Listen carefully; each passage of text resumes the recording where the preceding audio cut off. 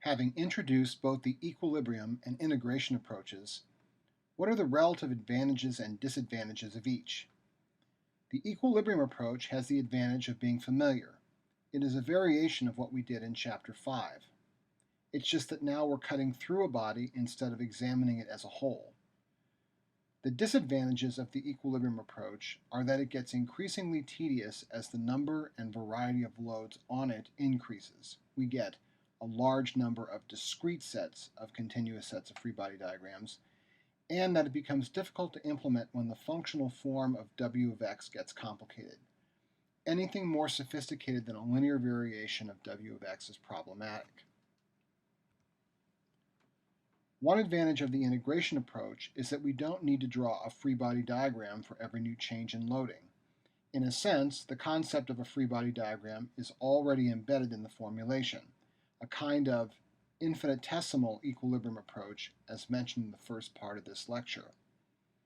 A second advantage is that the method is amenable to a wider variety of functional forms of W of x. Anything that can be integrated twice will give closed form expressions for V of x and M of x. The main disadvantage of the integration approach is that we may have to do more bookkeeping as we move across the beam. Every discrete external load or reaction gives rise to a jump condition in V or M, and we have opposite signs in jumps given our sign conventions. That is, a positive discrete vertical load results in a positive jump in V, but a positive or counterclockwise discrete couple results in a negative jump in M.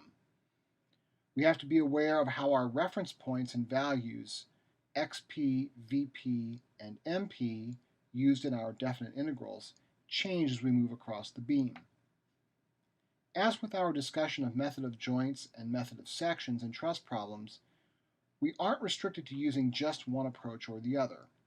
Sometimes we can combine elements of both to achieve what we want, depending on what is requested in the problem.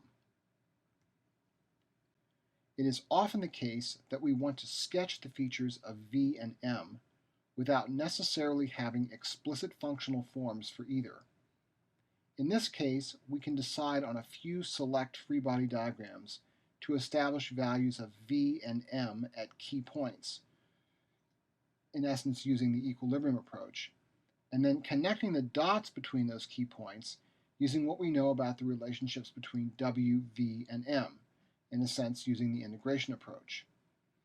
In example 3, we'll return to a problem we first encountered in section 8.2 to look at this hybrid approach for constructing V and M. We'll close with a final illustration, example 4, which we'll do 3 different ways: with purely the equilibrium approach, with purely the integration approach, and with a hybrid approach that combines elements of each.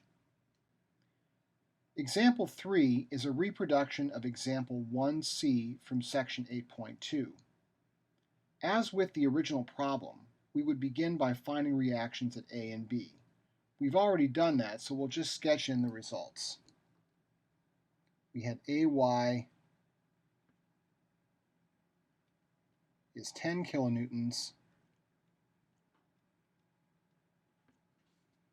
and BY is 30 kilonewtons.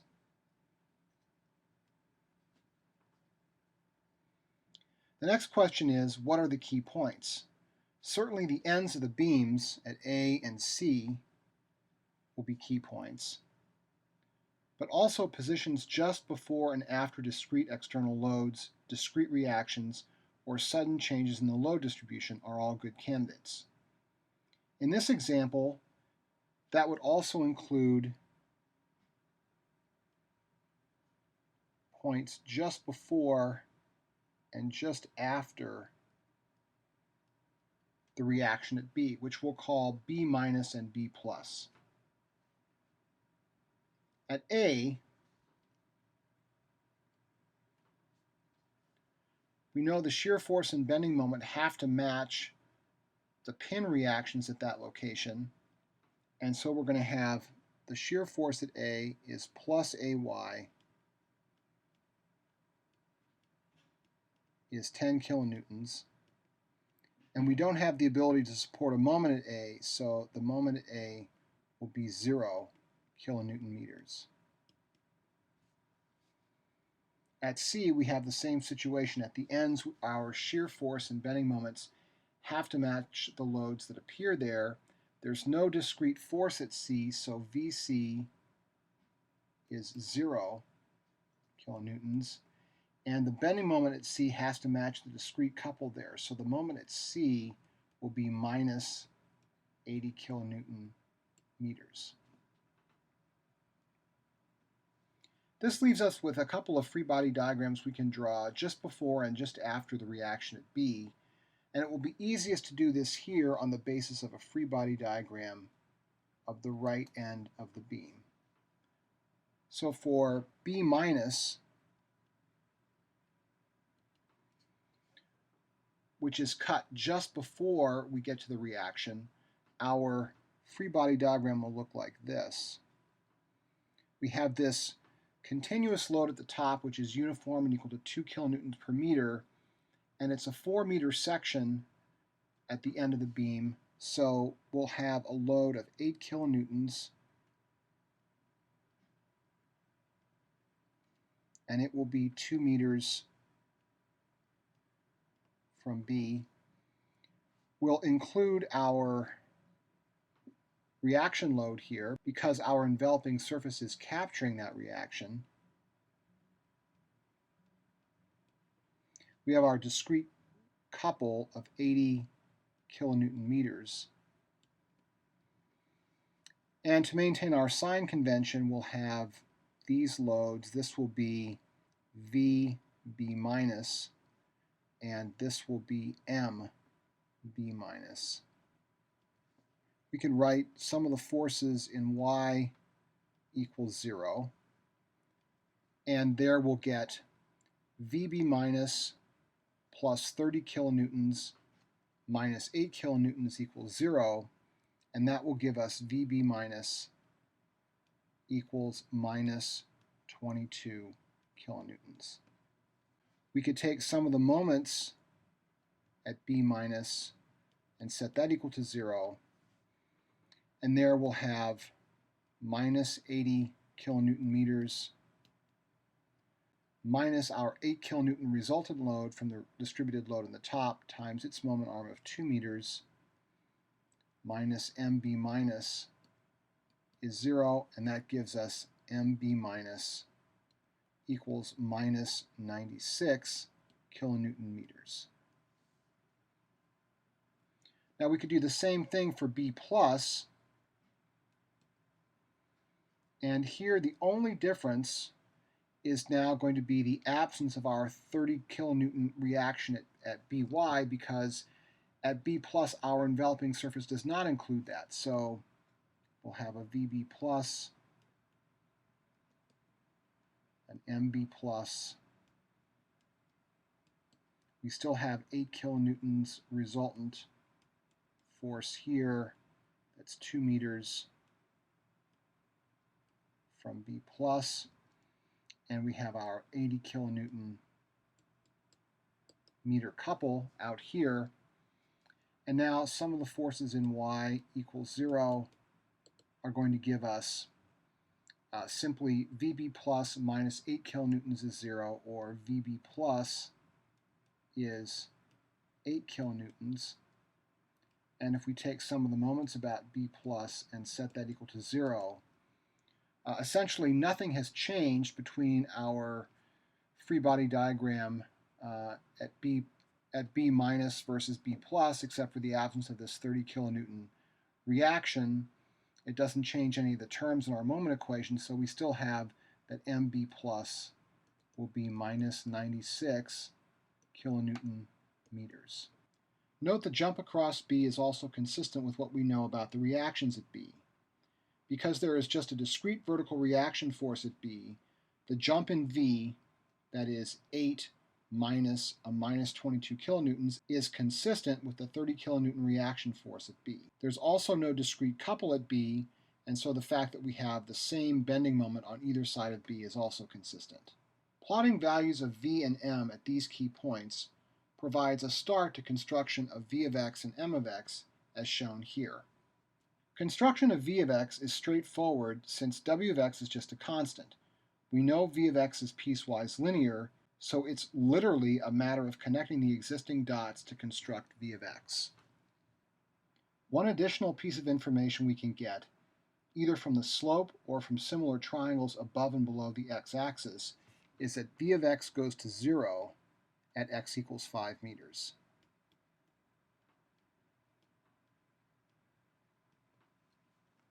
Construction of m of x is more difficult. We know from the differential relationship that m of x is piecewise parabolic, but sketching accurate parabolas is more difficult than just connecting dots to get straight lines. Moving from left to right, we know we have a positive slope of 10 kilonewtons, or 10 kilonewton meters per meter at x equals 0, and then m of x rises until it reaches its peak value where its slope goes to 0 at x equals 5 meters.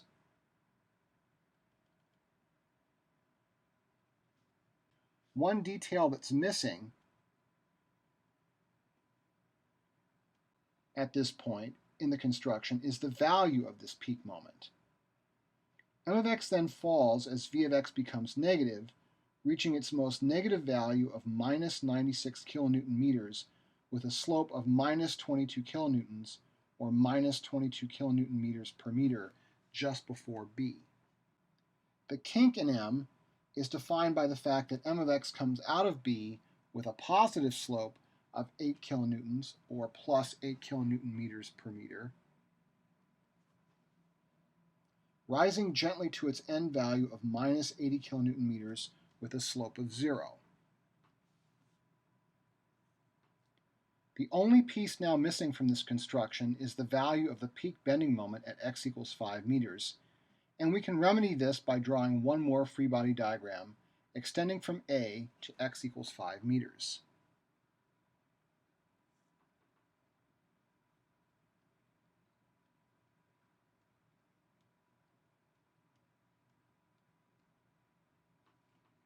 We know v at that point is 0.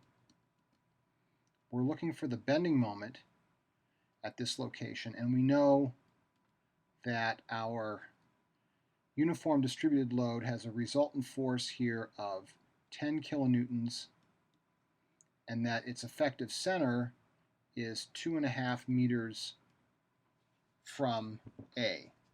So in this case, we already know that V is equal to 0, and we can see that because the 10 kilonewton reaction will match the 10 kilonewton external load. We could take some of the moments about A and set that equal to 0. There will be no contribution from V because its value is actually 0, and what we get is m minus 10 kilonewtons times a moment arm of 2.5 meters is 0, or that m is equal to 25 kilonewton meters at that location. Our original sketch is about right in the sense that the value that's shown here looks like it's about a quarter of the size of this bottom point here to minus 96 kilonewton meters, 25 being roughly a quarter of 96. So our initial sketch had this just about right, and we'll leave it like this.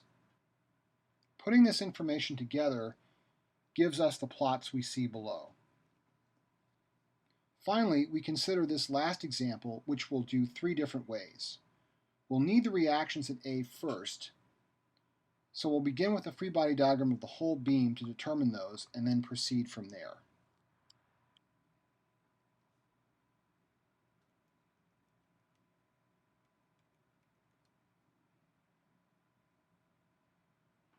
The value of our external load is the area under our curve. It's a triangular load, so it's just going to be 1/2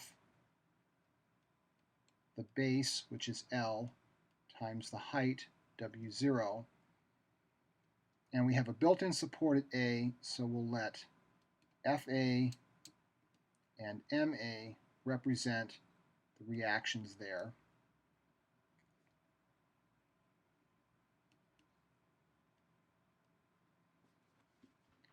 Vertical force and moment equilibrium give us that Fa minus F is 0, or that the reaction force at A is 1/2 W0L, and some of the moments about A equal to 0 give us MA minus 1/2 W0L times its moment arm, which is L over 2, is 0. So the moment reaction at A is 1/4 W0L squared. Now for the equilibrium approach, we'll note that we don't have any discontinuities in our functional form for W of x, but we do have a change in the function defining its shape. It's a sawtooth or piecewise linear shape, so we're going to have one functional form on this side and a different functional form on this side, and that's going to lead us to two sets of free body diagrams, one for x less than L over 2 and one for x greater than L over 2. So for x less than L over 2, our free body diagrams initially look like this. We have to preserve the distributed load until after we've made the cut. And we have our known reactions here now.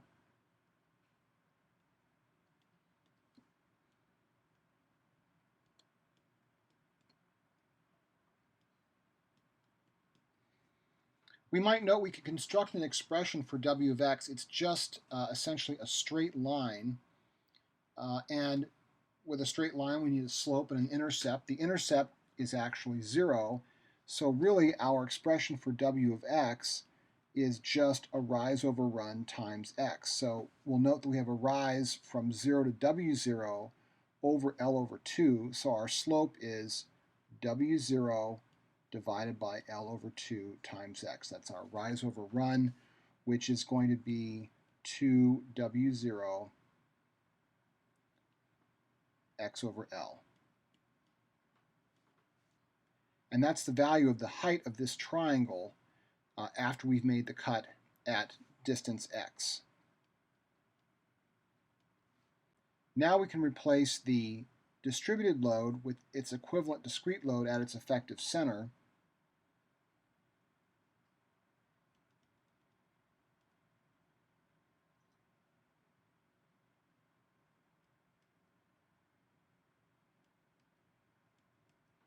That's 1/2 the base, which is x, times the height, which is W of x, which is 2W0 x over L.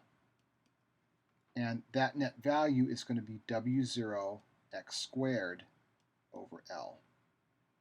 We also know that the center of a triangle is 1/3 of the way from its base, or in this case 2/3 of the way from its apex.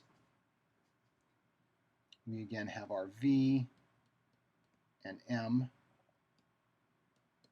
and we have our known reactions Fa and Ma. And now on this basis, we can write our equilibrium equations and get expressions for V and M. Vertical force equilibrium now will give us Fa, which we know is 1/2 W0L, minus our force Fx, which is minus W0 x squared over L, minus V of x is 0.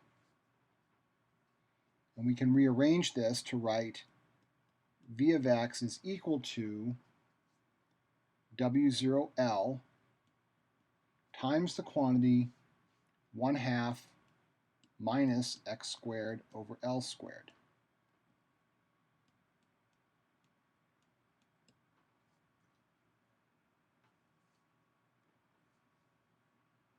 We can take moments about A, set that equal to 0. We have MA, which we know is 1/4 W0L squared, minus our force Fx times its moment arm, And so that's going to be W0 x squared over L, and its moment arm is 2/3 of x minus v of x times x plus m of x is 0.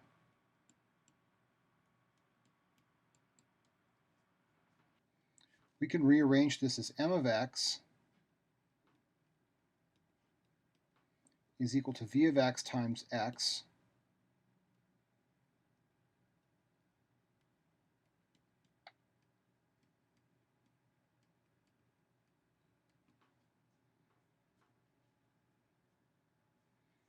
plus 2/3 W0 x cubed over L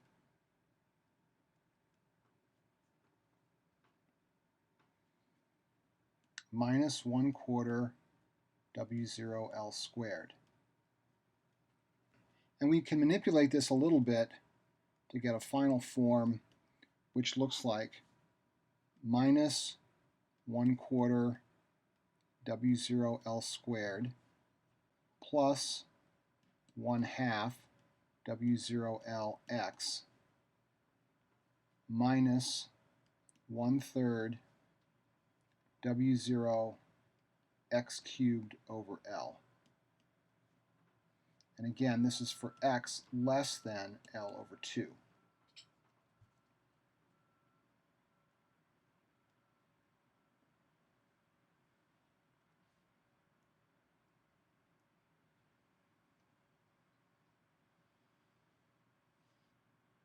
For future reference, let's just note here that we could evaluate v and m at L over 2. And if we do that, we would find that v at L over 2 is equal to 1/4 W0L, and that m at x equals L over 2 is equal to minus 1/24 W0L squared. These give us the values of v and m at L over 2 as x approaches L over 2 from below. Now what about for x greater than L over 2? Right away we're going to see that this is going to get a little tricky, because if we use our conventional approach, constructing free body diagrams from left to right, we see that we have a change in v of x, which is going to complicate things. The part for x less than L over 2 will not change with x, but if we consider some different x, some variations here, we're going to have different triangular and rectangular components for x greater than L over 2, which is going to make the construction of this more difficult. We also obviously have a different functional form out here, and we'll just note we've got a different straight line. We have a different slope. Actually, the slope is the same magnitude but the opposite direction for x less than L over 2. And now we have a non-zero intercept. And if we just use the information in the problem, we could show relatively easily that this expression for w of x now will look like this. It will be w0 times the quantity 2 minus x over L over 2. And you can see from that that we have the same slope. That is, there's a rise over run of w0 divided by L over 2. It's just now that it's negative instead of positive. And you can also see that this is going to give us the right result in terms of, if we just plug in a couple of numbers, we'll show that this matches what we expect. So for instance, at x equals L over 2, that form gives us w of x is w0 times 2 minus 1, or w0, so it has the appropriate value at x equals L over 2. And then at x equals L, the term in parentheses will be 2 minus 2, or 0. So we can see that this is just going to fall from w0 to 0 as x goes from L over 2 to L. So now what to do if this is getting trickier here at different values of x for x greater than L over 2? Is there anything else we can do? Well, there's a simpler way to do this, and that is to consider free body diagrams not based on this whole thing, but rather on the piece that comes out here? What if we looked at this? This is actually going to be an easier way to form free body diagrams for x greater than L over 2. So let's do that. Now the one tricky thing about that, let's go ahead and sketch this here. Remember that we said it was really important to keep our coordinate system anchored in these problems. So x equals 0 is still here. This is still x, and this is still L, which means now that this distance is L minus x. The peak value in our W here is, as we've described it, this is still W0 times 2 minus x over L over 2. And we're going to have a resultant force here, Fx, which is 1/3 of the way from its base or 2/3 of the way from its apex. So the distance here will be 2/3 of L minus x. This is starting to get busy, so I'm going to resketch this. We have to use our appropriate sign conventions here, so V and M now take on these directions. And let's just make a note here, we didn't identify f of x yet. Again, it's 1/2 its base, which is now L minus x, times its height, which is its value of W of x, which is W0, 2 minus x divided by L over 2.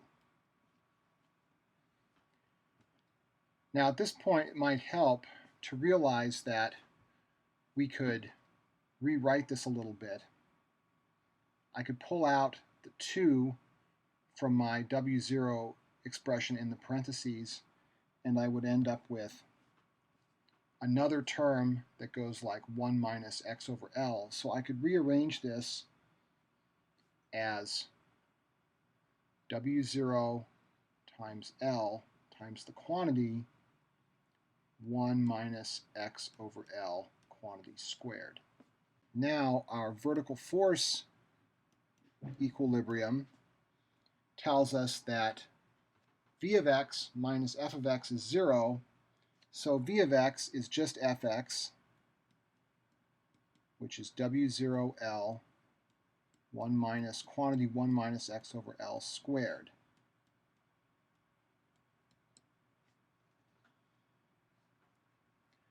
Then we can take moments about the end here at C.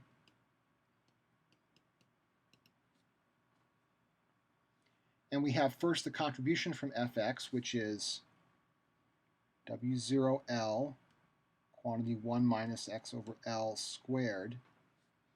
And its moment arm is 2/3 of L minus x.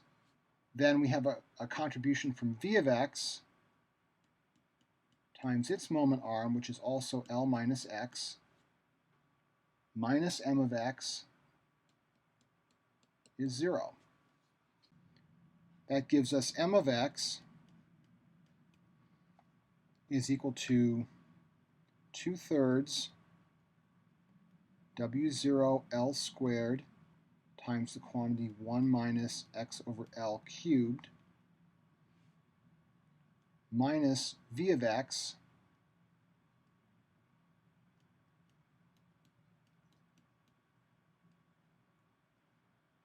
times L minus x. And that gives us finally M of x equals minus 1/3 W0L squared times quantity 1 minus x over L cubed.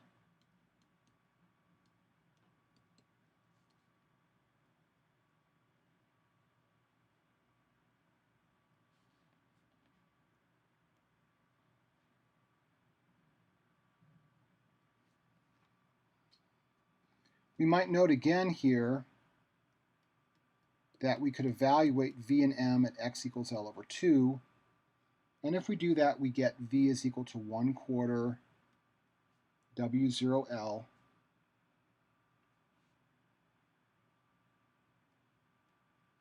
and that m at x equals L over 2 is minus 1/24 W0 L squared. These values are exactly the same values as we got evaluating V over M approaching L over 2 from below. These are V and M approaching L over 2 from above. And we expect those to be the same values because even though there's a change in the functional form of W of x, there are no discrete loads at B, so we should get the same values of V and M at x equals L over 2 whether we approach that position from above or below. This approach has been a purely equilibrium approach and has given us functional forms for V and M, which we could then plot. But before we do that, let's take a look at how to do this using the integration approach.